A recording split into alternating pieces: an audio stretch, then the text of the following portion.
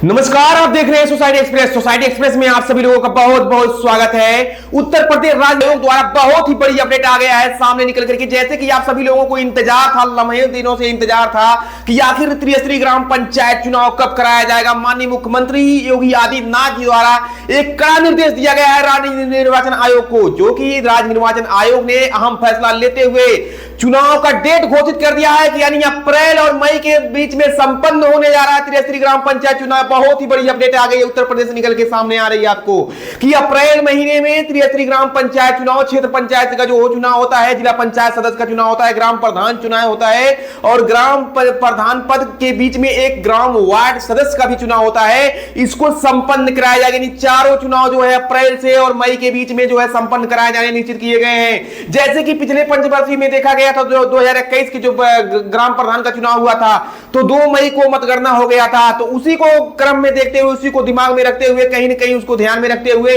राज्य निर्वाचन आयोग द्वारा बहुत ही बड़ी अपडेट लेकर के आ गया है कि चाहे जो भी हालत हो, कोई भी कंडीशन हो, लेकिन चुनाव को जो है संपन्न करवाया जाएगा अप्रैल से मई के मध्य में ही। नहीं तो होगा, नोटिस दे दिया जाएगा राज्य निर्वाचन आयोग द्वारा। और बहुत बड़ी समस्या हो सकती है, क्योंकि इधर आप देख जान रहे हैं कि प्रधानी का कार्यकाल जो है समाप्त हो गया है। प्रधानी का कार्यकाल समाप्त होते ही और जैसे ही ये मतदाता सूची का कार्यक्रम संपन्न होगा, यानी 4 नवंबर से 4 दिसंबर तक लेकर के जो कार्यक्रम चलाया जा रहा है मतदाता सूची का, तो मतदाता सूची कहीं न कहीं 4 दिसंबर बनके कंप्लीट होने जा रही है। और साथ ही साथ बैलेट पेपर का छपाई शुरू हो गया। और बैलेट पेपर की छपाई इसलिए शुरू हो गया है कि क्योंकि उत्तर प्रदेश जो है सबसे अधिक घनी आबादी वाला राज्य है और यहां पे 75 करोड़ बैलेट पेपर की छपाई होनी है। आप सोच सकते हैं कि बैलेट पेपर छापने में भी तो समय लगेगा। तो राज्य निर्वाचन इसको देखते हुए कहीं न कहीं बहुत ही बड़ा फैसला ले लिया है कि अप्रैल के मध्य में जाते जाते चुनाव का पहला चरण बच जाएगा।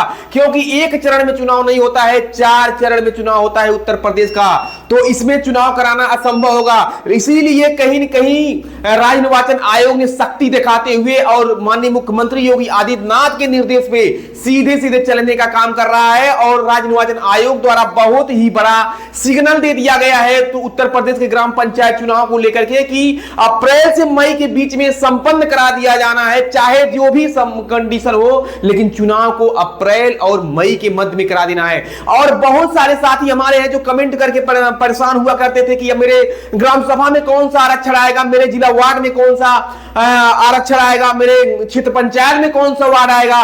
तो आप लोगों को मैं एक सटीक जानकारी दे दे रहा हूं कि ग्राम पंचायत का जो आरक्षण होता है, चाहे जिला पंचायत सदस्य का आरक्षण होता है, चाहे क्षेत्र पंचायत सदस्य का आरक्षण होता है, ये वहां की कैटेगरी पे डिपेंड करता है। कि जैसे मान लीजिए कि किसी भी ग्राम सभा में पहले तो 50% आरक्षण दिया जाता था, लेकिन कहीं कहीं पे 75% महिलाओं को आरक्षण दे दिया गया है। यानी आरक्षण देने का मतलब कि 75% तक महिला का सीट रिजर्वेशन हो गया है।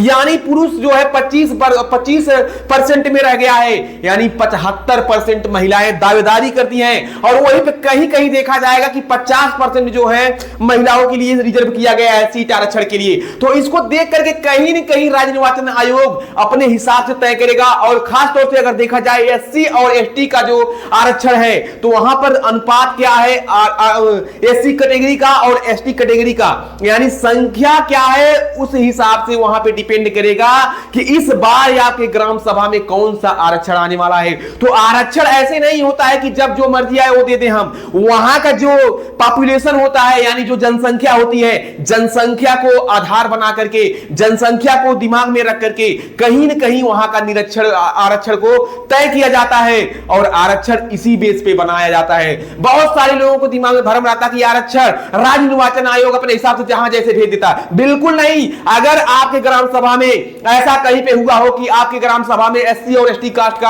आरक्षण नहीं आया है, तो आप लोग कमेंट बॉक्स में कमेंट करिए और अपनी पता को लिखिए और आपकी बातों को राज्य निर्वाचन आयोग तक पहुंचाया जाएगा। जाएगा, जिससे आपके ग्राम सभा में आपके हिसाब से आरक्षण जारी हो सके। क्योंकि अगर आपके ग्राम सभा में एससी कास्ट अगर संख्या वहां है, तो अगर एससी कास्ट का अगर आज तक आरक्षण नहीं आया है, तो कहीं न कहीं आपके साथ एक सौतेला व्यवहार है। आप अपनी आवाज को राज्य निर्वाचन आयोग तक पहुंचा सकते हैं।